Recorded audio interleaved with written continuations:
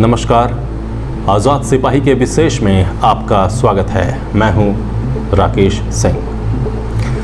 ED ने गुरुवार को सेना की 4.55 एकड़ ज़मीन घोटाले में छापेमारी के बाद बड़गाई के अंचलकर्मी समेत 7 लोगों को गिरफ्तार कर लिया है।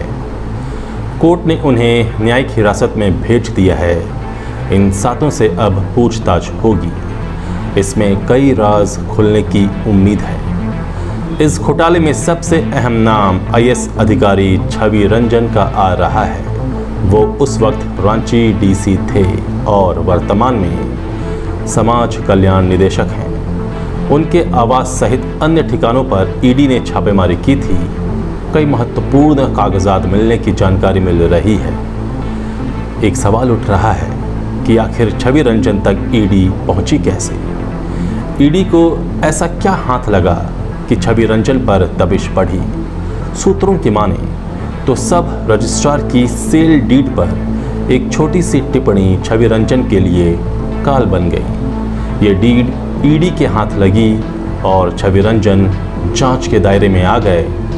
अब ये तय माना जा रहा है कि जल्द ही छवि रंजन को पूछताछ के लिए बुलाया जाएगा। गौरतलब है कि ईडी ने सेना जमीन घोटाला मामले में गुरुवार को झारखंड, बिहार और बंगाल में 22 जगहों पर एक साथ छापेमारी की थी। इसमें आईएएस छवि रंजन सहित बड़गाई अंचलकर्मी भानु प्रताप प्रसाद और अन्य जमीन दलाल शामिल थे।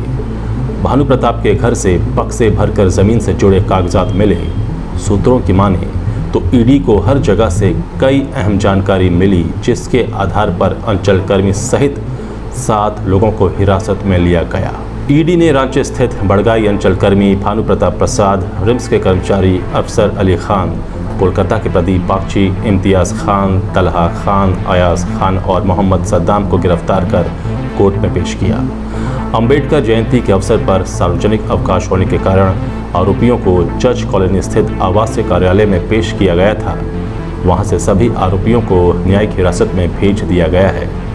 उनसे 16 अप्रैल तक ईडी पूछताछ कर सकेगी। इसके बाद 17 अप्रैल को फिर कोर्ट में पेश किया जाएगा। सूत्रों के मुताबिक भानु प्रताप प्रसाद लैंड स्कैम का मुख्य सूत्रधार बताया जा रहा है। इस मामले में फर्जी कागजात बनाने वाला अफसर अली खान मुख्य व्यक्ति है। इसके अलावा अन्य लोग जमीन दलाली में शामिल हैं। सूत्रों की माने तो आईएएस छवि रंजन का अफसर अली खान के साथ गहरा रिश्ता था। जमीन फर्जीवाड़े में उनकी भी भूमिका संदिग्ध मानी जा रही है। तत्कालीन डीसी छवि रंजन ने प्रदीप बागची नामक व्यक्ति द्वारा दिए गए आवेदन को आधार बनाते हुए बड़गाई सीओ मनोज कुमार को सेना के कब्जे वाली 4.55 एकड़ ज़मीन से संबंधित जांच रिपोर्ट मांगी थी।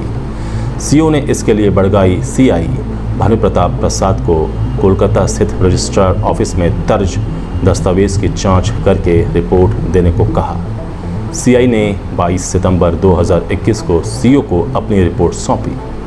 सीओ ने भानु की रिपोर्ट को आधार बनाते हुए 25 सितंबर 2021 को डीसी को रिपोर्ट भेजी। इसमें कहा कि प्रदीप बागची के पिता प्रफुल्ल बागची ने सेल डीड के माध्यम से 1932 में उक्त ज़मीन की खरीदारी की थी, इसलिए प्रदीप बागची का प्रथम दावा बनता है। इसके बाद छवि रंजन ने मौखिक रूप से तत्कालीन सब रजिस्ट्रार खासीराम पिंगुआ को उस जमीन की रजिस्ट्री कोलकाता के जगत बंधु टी स्टेट प्राइवेट लिमिटेड के निदेशक दिलीप कुमार घोष के नाम करने का निर्देश दिया। सब रजिस्ट्रार ने खुद को बचाने के लिए निबंधन के दौरान सेल डीड पर लिख दिया कि उपायुक्त सह जिला दंडाधिकारी को संबोधित अंचल अधिकारी बड़गाई रांची के ज्ञापांक 847 दिनांक 25 सितंबर 2021 के आलोक में निबंधन की स्वीकृति दी जाती है। ये टिप्पणी ईडी के छवि रंजन, सीओ, सीआई और ज़मीन दलालों तक पहुंचने का कारण बनी। सूत्रों की माने तो कोलकाता से ज़मीन के फर्जी दस्तावेज़ों के आधार पर रांची में अरबों की ज़मीन की खरीद बिक्री में गड़बड़ी और उससे मनी लॉन्ड्रिंग के साक्ष्य ईडी को मिले हैं। अधिकतर कागजात कोलकाता से बनवाए जाते थे। अंचलकर्मी के यहाँ से कोलकाता रजिस्ट्री ऑफिस के 2 फर्जी स्टैंप मिले। वहीं इस मामले में गिरफ्तार प्रदीप बागची द्वारा पेश दस्तावेज में बताया गया कि 4.55 एकड़ ज़मीन को उसके पिता ने 1932 में खरीदी थी और इसकी रजिस्ट्री कोलकाता में हुई थी। इस दस्तावेज में राज्य का उल्लेख पश्चिम बंगाल के रूप में है, जबकि 1932 में राज्य का नाम बंगाल था। पश्चिम बंगाल 1947 में अस्तित्व में आया। इसी तरह दस्तावेज में कई जगहों पर गवाहों, विक्रेता और क्रेता के पते के साथ पिन कोड का उल्लेख किया गया है। उस समय पिन कोड का अस्तित्व ही नहीं था। पोस्टल इंडेक्स नंबर पिन की शुरुआत 15 अगस्त 1972 को हुई थी। दस्तावेज में एक गवाह का स्थायी पता भोजपुर जिला बताया गया है, जबकि बिहार के इस जिले की स्थापना 1972 में हुई। ये तमाम बातें कोलकाता से लिंक जोड़ने की पुष्टि कर रही है। आज़ाद सिपाही में अभी इतना ही। आप हमारे इस YouTube चैनल को ज़रूर सब्सक्राइब करें और भी अधिक खबरों के लिए पढ़ते रहिए अपना लोकप्रिय दैनिक अखबार आज़ाद सिपाही। आप हमारे वेबसाइट www.azadsipahi.in को भी विजिट कर सकते हैं। धन्यवाद।